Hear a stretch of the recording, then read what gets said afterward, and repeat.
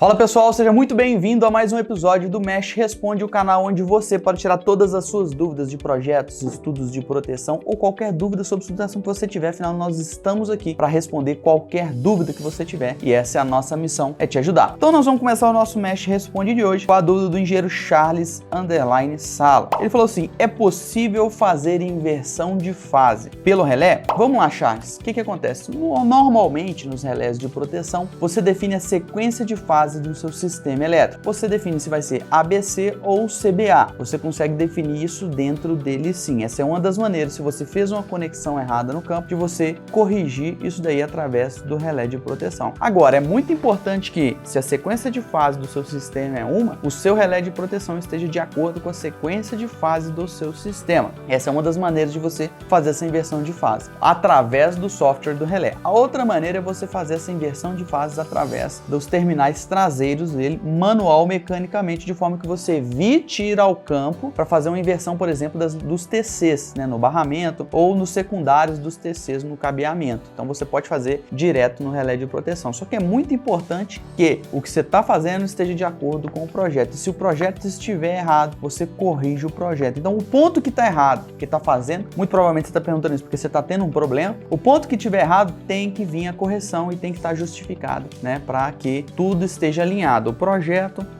o software ou a montagem que você está fazendo. Então é muito importante só se atentar a isso, e essas são as maneiras que eu te dou de você fazer essa inversão. Então basicamente você inverte no barramento, você inverte no secundário do TC, ou você inverte direto nos terminais do relé, ou você inverte no software se ele tiver essa condição. Então tem essas opções e a depender da mais fácil para você executa aí. A nossa próxima pergunta do Mesh Responde de hoje é a pergunta do Eduardo Reis. Ele fala o seguinte: a concessionária constantemente muda e altera a rede dela, né? Consequentemente, né, Gustavo, tem alteração da impedância lá vista do ponto de conexão. Perfeito. O que eu faço se altera o curto em um SE? O Eduardo falou foi o seguinte: por eu ter alterações na rede da concessionária, consequentemente aquele equivalente Thevenin no ponto de conexão que a gente tem lá com a concessionária do cliente, da subestação do cliente com a concessionária, aquele nível de curto-circuito ele vai alterar. Tanto é que a gente tem níveis de curto-circuito diferentes para clientes diferentes, por quê? Dadas as características da rede, né? A impedância total do alimentador daquele cliente. Então sim, esse curto altera, mas no entanto, a gente normalmente não costuma alterar os valores do ajuste com tanta periodicidade. Normalmente, as empresas normais, elas revisam os seus estudos de curto-circuito a cada ciclo para verificar justamente isso, se as proteções do sistema dela ainda estão coordenadas, se os níveis de curto-circuito dos barramentos dela estão ainda adequados para os equipamentos que eles têm instalados. Então, constantemente ela vai revisando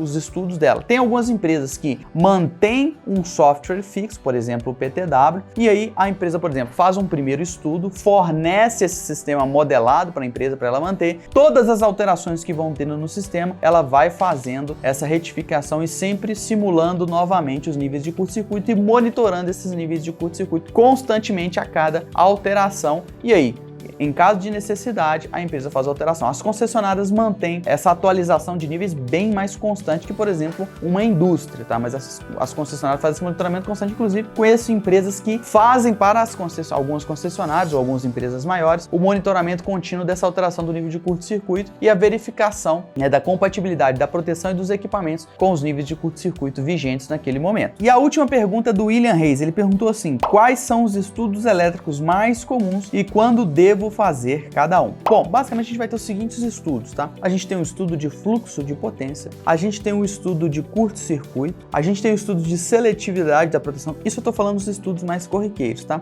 A gente tem os estudos de estabilidade e os estudos de harmônicos. Vamos lá, quando a gente está fazendo qualquer dimensionamento de equipamentos, é interessante que o estudo de curto-circuito ou a verificação do nível de curto-circuito aonde está sendo instalado aquele equipamento seja feita, principalmente equipamentos que vão fazer interrupção disjuntores, chaves seccionadoras, chaves facas, chaves com base fusível. É interessante ver o nível de curto-circuito presumido ali para ver se o equipamento vai suportar por um tempo específico.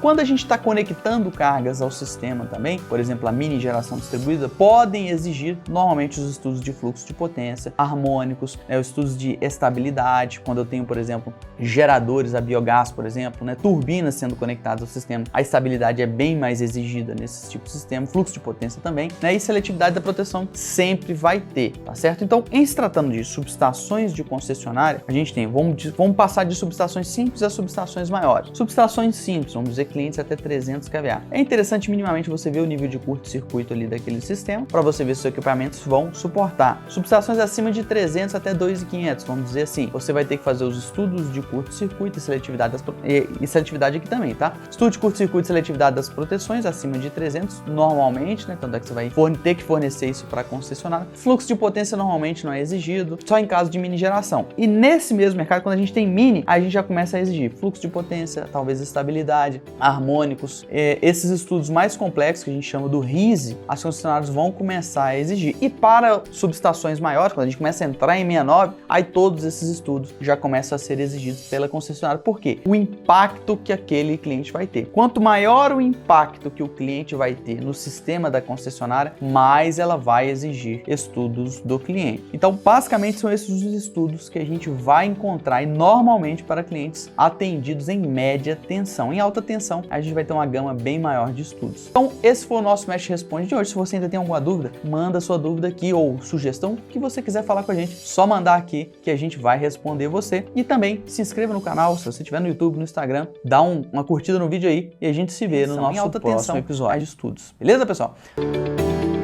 Então, esse foi o nosso Mesh Responde de hoje. Se você ainda tem alguma dúvida, manda sua dúvida.